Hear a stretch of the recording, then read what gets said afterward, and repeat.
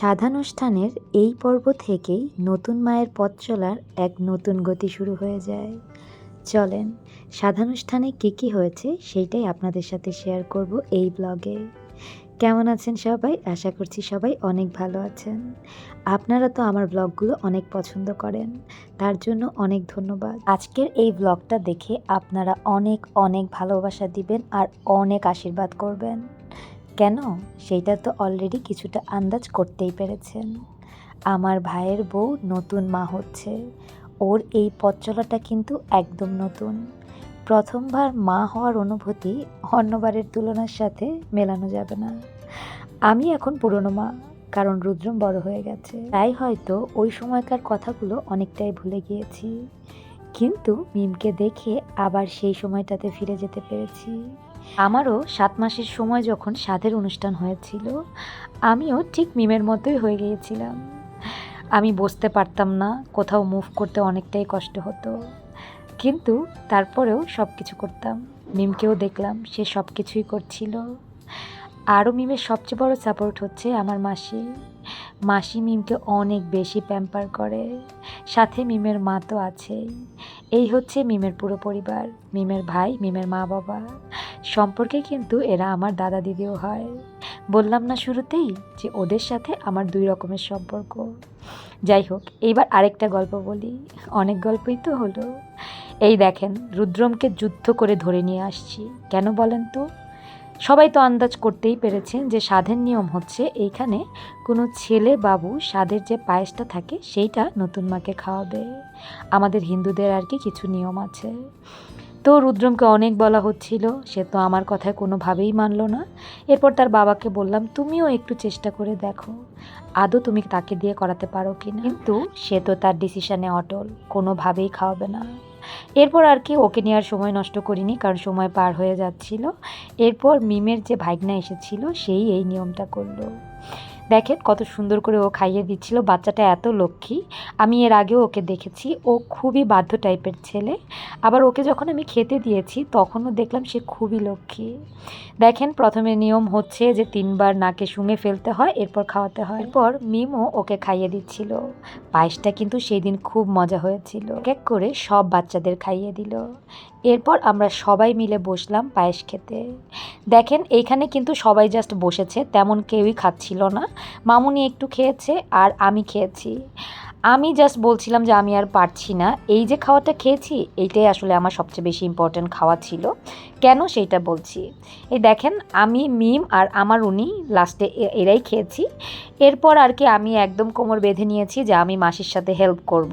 তো এরপর মাসি আর আমি মিলে মিমকে বাকি খাবারগুলো সাজিয়ে দিলাম। মিমকে বলছিলাম যে এবার তোর খেতেই হবে, কারণ পায়েসও একদমই খেতে পারিনি।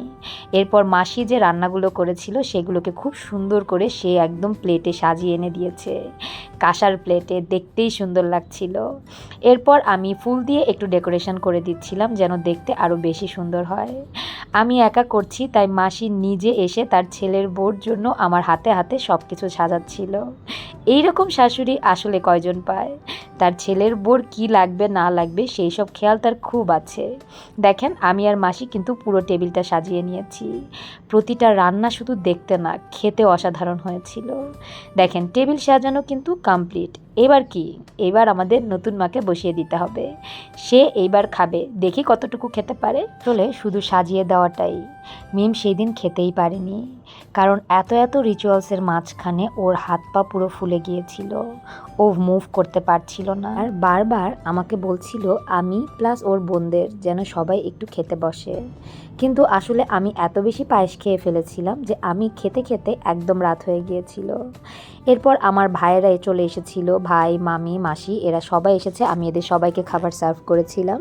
মামুনি অনেকবার বলেছে মামুনিও আমার সাথে হেল্প করবে, কিন্তু আমি বলেছি সমস্যা নেই, কারণ সেইখানে আমি হেল্প করছিলাম, মাসি ছিল, নিলয় ছিল, আমরা সবাই মিলে সবাইকে খাবার দিচ্ছিলাম। এই জন্য আসলে খুব একটা বেশি কঠিন হয়নি। আর লোকজনও তো খুব বেশি ছিল না, যে কয়জন ছিল আমরা হাতে হাতে করে ফেলছিলাম। আর সাথে গল্পও করছিলাম। অনেক দিন পরে ওদের সাথে আমার দেখা হয়েছে। হওয়াটাও অস্বাভাবিক কিছু না, কারণ আমি এত বেশি প্রোগ্রামের মাঝখানে থাকি যে আমার মামার বাড়ি ঘোরাই হয় না। সবাই বলছিল যে আমি কেন যাই না, তো আমি বলছিলাম আমি ঘুরবো। এত ঘোরার মাঝখানে প্রতি সপ্তাহে একটা না একটা প্রোগ্রাম থেকেই যায়। এখন যেহেতু রুদ্রমের স্কুল নেই তাই চেষ্টা করি সবার প্রোগ্রামগুলো অ্যাটেন্ড করার। তাই যেহেতু সবার সাথে এতদিন পর দেখা হয়েছে অনেক গল্পগুজব করছিলাম। এবার হচ্ছে কেক কাটার পালা। আমি যে কেকটা নিয়ে গিয়েছিলাম আমি মিমকে বলেছি যে আমি সব কিছু রেডি করে দিচ্ছি, তুই সবার সাথে এসে কেকটা কাট।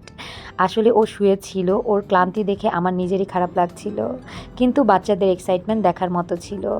সবাই কেক কাটার জন্য প্রস্তুত। দেখেন সব বাচ্চাদের নিয়ে কেক কাটা শুরু হয়ে গেছে। এই সময়টাতে রুদ্রম ঘুমিয়েছিল, তাই রুদ্রম এই সময়টাই ছিল না। সব বাচ্চাদের কেক কাটা দেখে আমার এত ভালো লাগছিল। এই মুহূর্তটাই আসলে সবচেয়ে বেশি সুন্দর, মনে হচ্ছিল পারফেক্ট বেবি শাওয়ার। এরপর আমি সবাইকে কেক কেটে দিচ্ছিলাম যে এবার সবাইকে সার্ভ করব। বরাবরই কেক কাটার ব্যাপারে আমি একটু পটুই, কারণ কেক কাটতে কাটতে আমার অভ্যাস হয়ে গেছে। কিন্তু সমস্যা হচ্ছে আমি স্লাইসগুলো একটু বড় করেছিলাম, কারণ আমি জানি সবাই ছোট করে স্লাইস করলে সবার হবে না। সবাই আমার কেকটা খেতে ভীষণ পছন্দ করে। আর হ্যাঁ, যাদের কেক দিয়েছি সবাই অনেক বেশি প্রশংসা করেছে, আর খুব তাড়াতাড়ি কেকটা শেষও হয়ে গেছে। আমি যেহেতু নতুন মায়ের জন্য কেক বানিয়েছি তাই মাসিকে বলছিলাম মিমের জন্য আলাদা করে একটু বক্স করে রাখি, এরপর বাকি সবাইকে সার্ভ করি। সবাইকে কেক সার্ভ করার পর আমার সোনা পাখিটার সাথে যেহেতু অনেকদিন পর পর দেখা হয় তাই একটু ভিডিও নিয়ে রাখছিলাম। ও একদমই কাছে আসতে চায় না, অনেক কনভিন্স করে তাকে কাছে আনতে হয়েছে। এরপর আর কি দারুণ সময় কাটিয়ে এবার বাসায় ফেরার পালা। কেমন লাগলো ভিডিওটা জানাতে ভুল করবেন না। ধন্যবাদ।